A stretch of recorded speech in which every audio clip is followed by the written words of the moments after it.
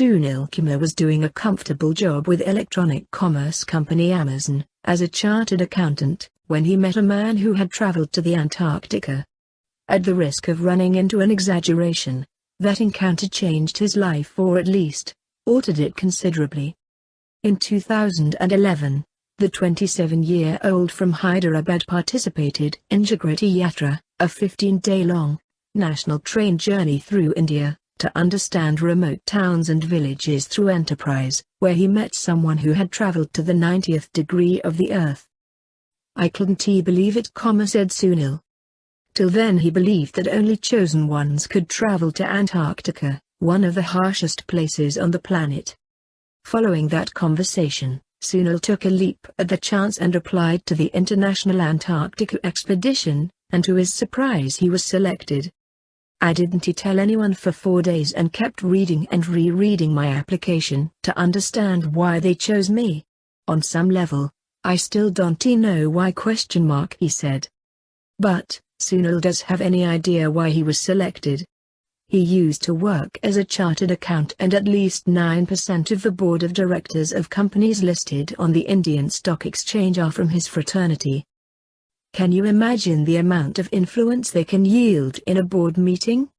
If chartered accountants are equipped with the advantageous benefits of investing in sustainable and renewable energy, then they can carry that belief into the boardroom.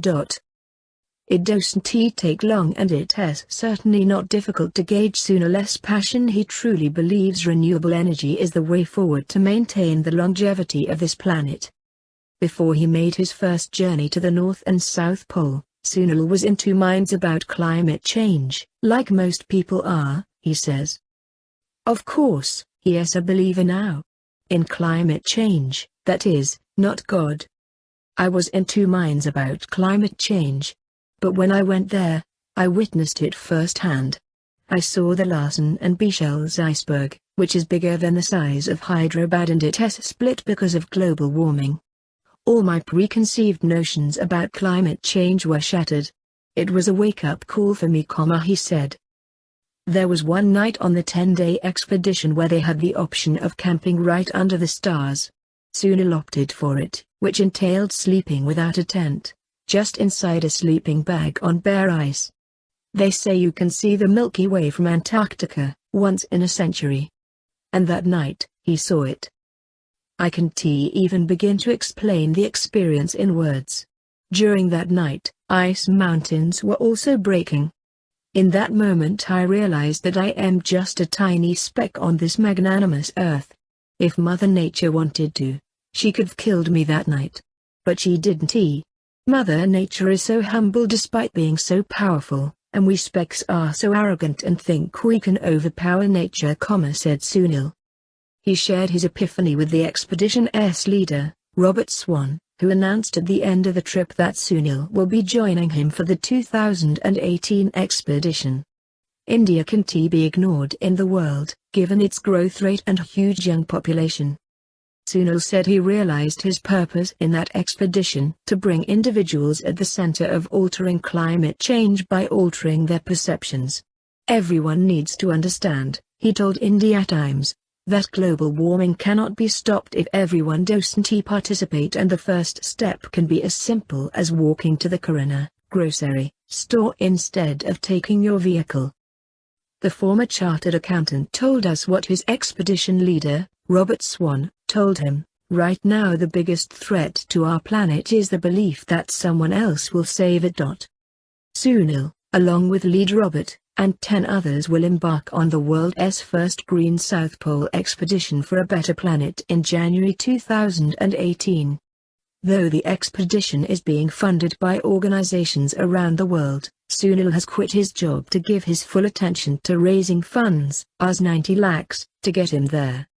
Sunil will fly from Hyderabad to Dubai to Peru and then take a flight to the 89th degree, from where they will start their expedition to the 90th degree, that is, the South Pole. They are going to survive the 10-day trip solely on clean energy to show the world that living sustainably is very much possible. If it can be done in world's harshest environment, then it sure can in easier life conditions. U.S. Space Agency NASA is providing them with solar energy to convert hard ice into hot water, which will be used for cooking. Siemens is giving them wind power apparatus, which the team will use to propel their bodies forward. And Shell is providing them with biofuel to power satellites that will make communication with the outside world possible. Some of the dangers he and the team might encounter during the trip are: 1. Antarctica isn't really the place for weekend trips. It's a place where scientists live for research. So just undertaking an expedition of this sort is dangerous enough, not to mention surviving on clean energy in a harsh environment, which has never been attempted before.